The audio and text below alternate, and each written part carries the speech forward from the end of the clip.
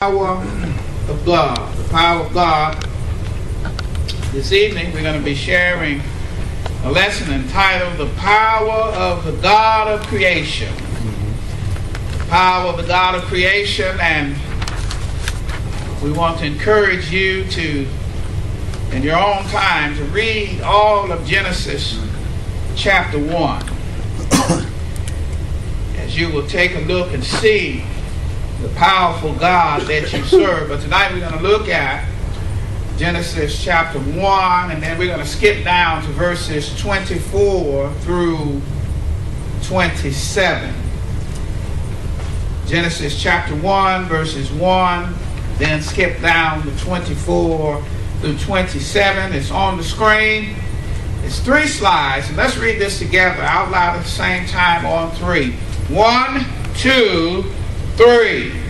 In the beginning, God created the heavens and the earth. And God said, let the land produce living creatures according to their kind, the livestock, the creatures that move along the ground, and the wild animals, each according to its kind. And it was so. God made the wild animals according to their kinds, the livestock according to their kinds, and all the creatures that move along the ground according to their kinds. And God saw that it was good. Then God said, let us make mankind in our image, in our likeness, so that they may rule over the fish of the sea, and the birds of the sky, over the livestock, and all the wild animals, and over all the creatures that move along the ground. So God created mankind in his own image. In the image of God he created him. Male and female, he created them. Amen. Again, tonight we're sharing a message entitled The Power of the God of Creation. The Power of the God of Creation. And tonight we're going to look at the power of creation. We're going to look at the power of preachers and the power of chaps. Chaps meaning men or mankind, womankind. We're going to talk about tonight that Christians should depend upon the God of creation. Right. Christians should depend upon the God of creation. There's nowhere in the Bible where really we see the power of God in such a unique way as in Genesis chapter 1. Genesis means beginning. We know that before there was a beginning, God was. And God stepped out of where he was and said, let there be. And when he said, let there be, his words created everything that we needed. Theologians call this the creation ex nihilo. Ex nihilo is a Latin word that means something out of nothing. And God is the only somebody that can make something out of nothing. Now, man has shown its great wisdom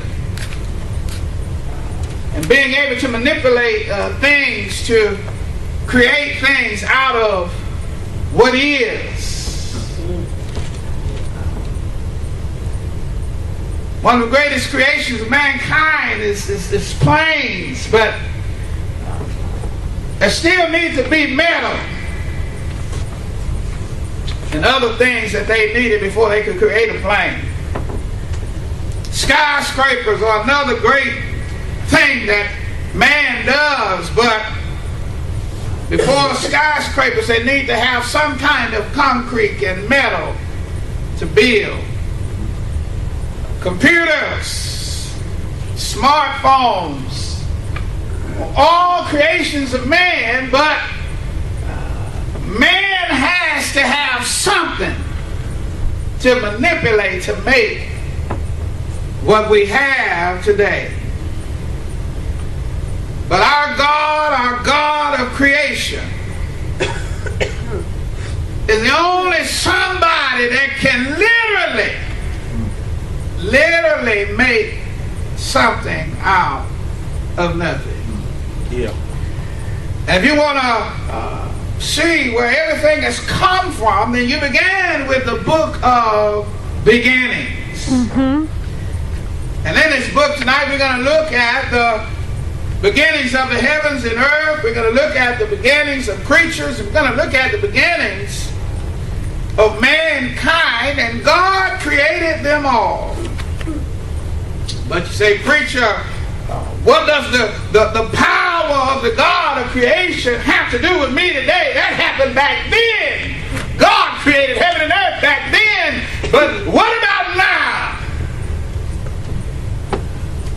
Well, it should encourage us today that if God can make something out of nothing, ex nihilo, then surely He can put money in the bank. All right. If God can create something out of nothing, then surely He can touch my body today and make me whole and well again. If God can create something out of nothing, then surely He can build a building over there on that lot that I don't see yet, but I believe that it is. And all I have to believe is that God is for it to get built. Amen. Even if nobody else gives another sense to the building program, I still see that my God is a God. Amen. All right. The power of creation. That's it.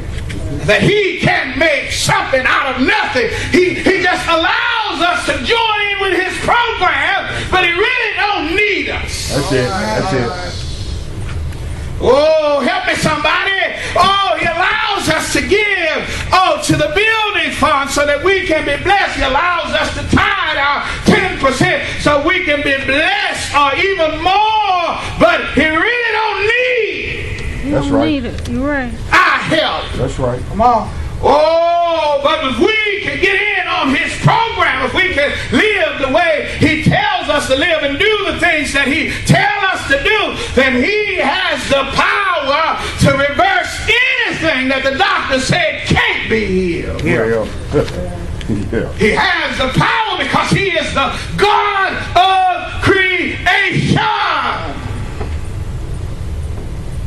He can make something out of nothing. That encouraged me that He can make something out of nothing, because, when they tell me I got to go to hospice, all I need to do is to keep my eyes on Him and know, even as the Reverend was telling me back in the office, that, to believe that my God is able, but even if He won't, I still won't bow my knee, but I know He's able. Yes, sir.